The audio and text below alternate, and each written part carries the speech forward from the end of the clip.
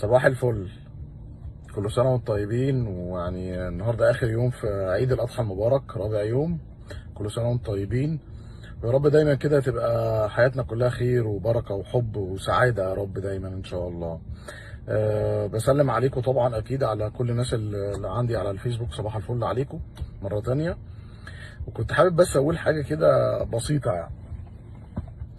لو تفتكروا كده من حوالي أسبوعين تقريبا، أو 20 يوم بالكتير يعني، تقريبا يعني، واحد كده جعجاع بيتكلم كتير وجعجاع وقبل كده طلع في فيديو، طلع شكله حتى يعني قلع التيشيرت كده وبتاع، ويقعد يهجص وبيضحك علينا، وهو ناسي نفسه ان هو كان اصلا طول عمره من ناشئين الاهلي، بس لما مشي من النادي الاهلي تحول غير طبيعي، غير طبيعي، وحسسني ان هو زملكاوي صرف، مش عارف ازاي.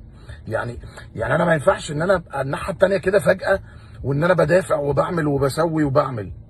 ممكن غصب عنك رحت لعبت هناك، يعني مثلا كابتن حسام وكابتن ابراهيم حسن راحوا لعبوا في نادي الزمالك، نادي محترم، نادي كبير، لكن في النهايه وهم بيلعبوا، وهم بعد ما بطلوا قال لك احنا اهلاويه، طول عمرنا اهلاويه، يعني رقم واحد في حياتنا هو النادي الاهلي.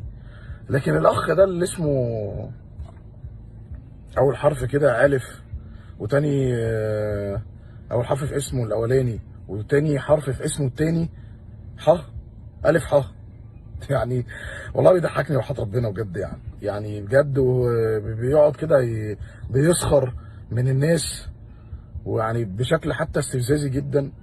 انا شفت له مره فيديو بس هو ده اللي شفته له، فعشان كده طلع ارد، مع اني ما بحبش ارد على الناس ديت خالص بصراحه. الناس اللي زي ديت وحتى لو هو زميل، يعني المفروض زميل يبقى فيه احترام، لكن لا، انت لما تيجي تغلط في النادي بقى وتقعد بقى تعمل فيها يعني شويه كده وتفرض عضلاتك، لا، اقف عند حدك بقى، اقف عند حدك، لان النادي الاهلي وجماهيره كبيره جدا جدا، فاوعى بقى. لان يعني انت حظك ان ابراهيم سعيد ما شافش الفيديو. ابراهيم سعيد لو شاف الفيديو انت حر، مش هتعرف تروح حته منه يعني. المهم يعني طلع بيقول ان في 2 لعيبه جامدين جدا، وطلع على القناه الرسميه، يعني 2 لعيبه جامده جدا الاهلي مش عارف يجدد معاهم، و2 بيلعبوا اساسي، قال كده 2 بيلعبوا اساسي، هيجوا نادي الزمالك. قال له يا راجل، مش ايه يا راجل، ارجعوا الفيديو ده وانتوا تشوفوه. قال له 2 وانا اتكلمت معاهم. هو محسسني هو بيكلم مصر كلها، يعني هو محسسني ان هو رئيس نادي وانا مش واخد بالي، وهو حسسني ان هو يعني لعيب كان جامد قوي سوبر قوي وانا مش واخد بالي.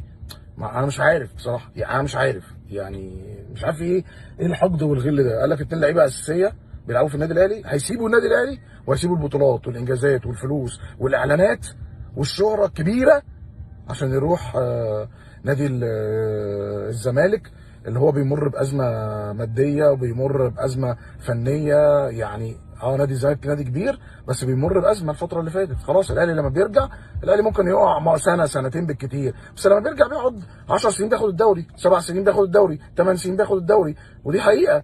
هو ده ارجع للتاريخ، ارجع للتاريخ وانت تعرف ده حبيبي. فيعني قال لك 2 اساسيين وبيلعبوا اساسي هيسيبوا النادي الاهلي وهيجوا نادي الزمالك. واللي انا فهمته واللي انا عرفته يعني من كلامه، عشان هو ما بيعرفش يتكلم، هجاص يعني، ما بيعرفش يتكلم. اللي انا فهمته واللي انا عرفته ان هو عنده حق في اول حاجه، ان في 2 لعيبه هيتنقلوا لنادي تاني.